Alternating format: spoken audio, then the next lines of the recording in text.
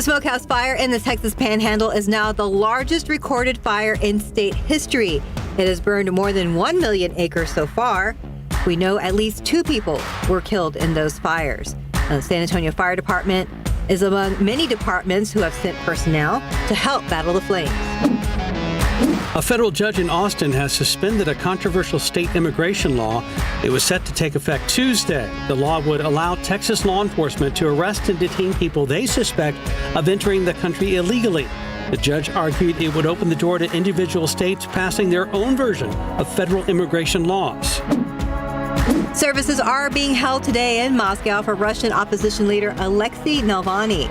This morning, police are monitoring where his funeral service is scheduled. Navalny's team is not sure what will happen when the proceedings get underway. His widow is concerned people who show up could end up behind bars. Today is the last day for early voting, and the Texas Secretary of State says nearly 18 million Texans are registered to vote. This is the largest amount of registered voters the state of Texas has ever seen. Experts say the increase is likely caused by population growth and does not necessarily foreshadow a change in voter turnout. According to the U.S. Census Bureau, Texas's population grew by about 500,000 people last year, the largest change of any state. Senator John Cornyn is announcing that he's officially running to be the next Republican leader of the U.S. Senate. This comes just a day after Mitch McConnell announced he's stepping down. In his announcement, Cornyn says that he intends to fix the, quote, broken Senate. He says, as Republican whip, he helped President Trump advance his agenda through the Senate. The Internal Revenue Service is cracking down on high-income earners who have not filed income taxes in the past 6 years.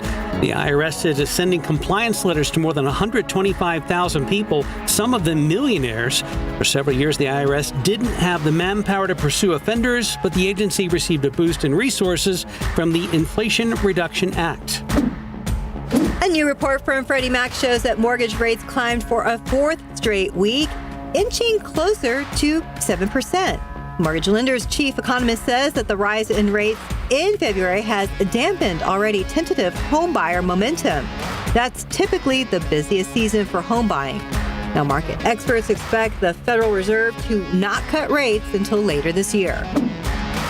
Now to some exciting news in the world of science. The San Antonio River Authority announced that a new species has been spotted in the Mission Reach portion of the San Antonio River, a spotted gar. The San Antonio River Association says it's a sign of diversity and that the water quality is excellent. Today is the first day of National Women's History Month, and it's a time to honor all the strong and courageous women who came before us, paving the way and opening doors. The reason for March is due to events like the first major suffragist parade in D.C. and the Equal Rights Amendment all came to be during the month of March. And that's today's 9 at 9.